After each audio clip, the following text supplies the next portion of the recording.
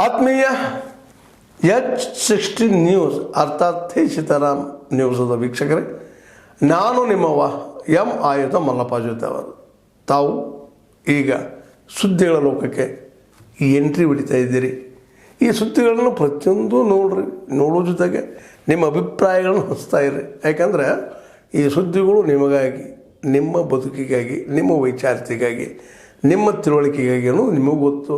ಜೊತೆಗೆ ನಮಗೂ ನಿಮ್ಮೊಂದಿಗೆ ಇದೊಂದು ಮಾತಾಡುವಂಥ ಜೊತೆಗೆ ಸುದ್ದಿಗಳನ್ನು ಬಿಡುವಂಥ ಕೆಲಸ. ಈ ಕೆಲಸದಲ್ಲಿ ನಾವು ನಿಮ್ಮೊಂದಿಗಿದ್ದೀವಿ ಅಂತ ಹೇಳ್ತಾ ನೋಡ್ತಾ ಇರಿ ಈ ಸುದ್ದಿಗಳನ್ನು. ಮಾನ್ಯ ಸಭಾಪತಿ, ಕೆನಡಾ ದೇಶದ ಸಂಸತ್ತಿನಲ್ಲಿ ನನ್ನ ಮಾತೃಭಾಷೆ ಕನ್ನಡದಲ್ಲಿ ಮಾತನಾಡಲು ಅವಕಾಶ ಸಿಕ್ಕಿರುವುದಕ್ಕೆ ನನಗೆ ಸಂತೋಷವಾಗುತ್ತಿದೆ. ಭಾರತ ದೇಶದ ಕರ್ನಾಟಕ ರಾಜ್ಯದ ತುಮಕೂರು ಜಿಲ್ಲೆಯ ಸಿರಾ ತಾಲೂಕಿನ ದ್ವಾರಾಳು ಗ್ರಾಮದ ವ್ಯಕ್ತಿಯೊಬ್ಬ ಕೆನಡಾದಲ್ಲಿ ಸಂಸತ್ ಸದಸ್ಯನಾಗಿ ಆಯ್ಕೆಯಾಗಿ ಮತ್ತು ಕನ್ನಡದಲ್ಲಿ ಮಾತನಾಡುವುದು ಸುಮಾರು 5 ಕೋಟಿ ಕನ್ನಡಿಗರಿಗೆ ಹೆಮ್ಮೆಯ ಕ್ಷಣವಾಗಿದೆ. ಕೆನಡಾ ದೇಶದ ಕನ್ನಡಿಗರು 2018ನೇ ಇಸವಿಯಲ್ಲಿ ಕೆನಡಾದ ಈ ಸಂಸತ್ತಿನಲ್ಲಿ ಕನ್ನಡ ರಾಜ್ಯೋತ್ಸವವನ್ನು ಆಚರಿಸಿದರು. ರಾಷ್ಟ್ರಕವಿ ಕುವೆಂಪು ಬರೆದಿರುವ ಮತ್ತು ನಡಸಾರ್ವಭೌಮ ಡಾಕ್ಟರ್ ರಾಜ್ಕುಮಾರ್ ಹಾಡಿರುವ ಭಾವಗೀತೆಯ ಕೆಲವು ಪದಗಳೊಂದಿಗೆ ನನ್ನ ಹೇಳಿಕೆಯನ್ನು ಮುಗಿಸುತ್ತಿದ್ದೇನೆ. ಎಲ್ಲಾದರೂ ಇರು, ಎಂತಾದರೂ ಇರು, ಎಂದೆಂದಿಗೂ ನೀ ಕನ್ನಡವಾಗಿರು. ಧನ್ಯವಾದಗಳು ಸಭಾಪತಿ.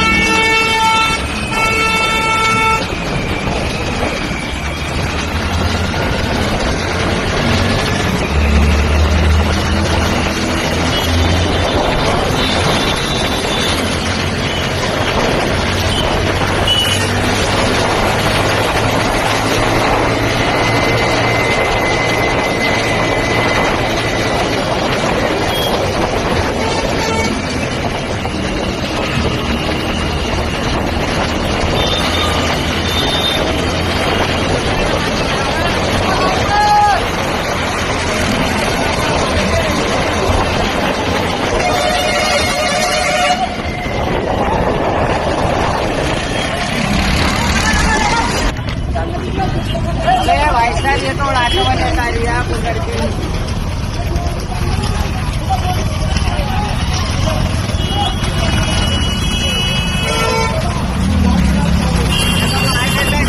बात पे बैठा था आगे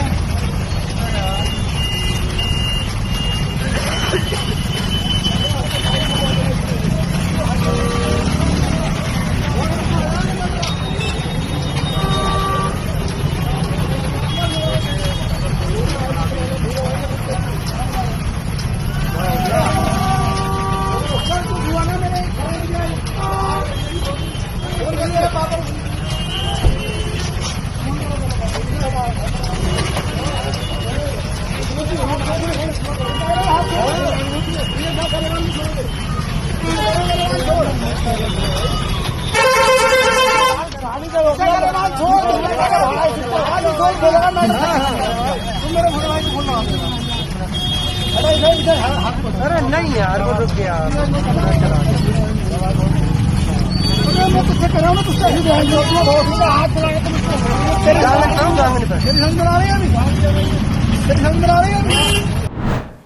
ಆತ್ಮೀಯರೇ, ಎಲ್ಲ ಸುದ್ದಿಗಳನ್ನು ನೋಡಿದ್ರಲ್ಲ, ಏನು ಅನಿಸ್ತು ನಿಮಗೆ?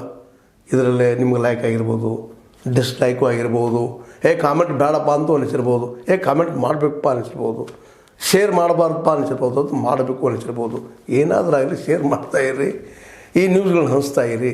ಜೊತೆಗೆ ಇದಕ್ಕೆ ಸಬ್ಸ್ಕ್ರೈಬ್ ಆಗ್ತಾಯಿರಿ ಅಂತ ಹೇಳ್ತಾ H60 ನ್ಯೂಸ್ ಅರ್ಥಾತ್ ಹೇ ಸೀತಾರಾಮ್, ಇದು ಸತ್ಯದ ಕೈಗೆ ನಡಿ. ವಂದನೆಗಳು.